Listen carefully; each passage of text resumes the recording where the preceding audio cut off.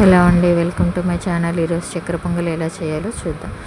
Stove on చేసి cooker పెట్టి నెయ్యి వేసి 1/2 కప్ పెసరపప్పు వేసి వేయించుకోండి. వేయించుకున్న తర్వాత గ్లాస్ బియ్యం వేసేసి బాగా రెండు మిక్స్ అయ్యేలా కలపండి. దాని తర్వాత గ్లాస్ బియ్యంకి 2 గ్లాసులు వాటర్ చొప్పున వేసుకుని 3 విజిల్స్ వచ్చినంత వరకు పెట్టాలి.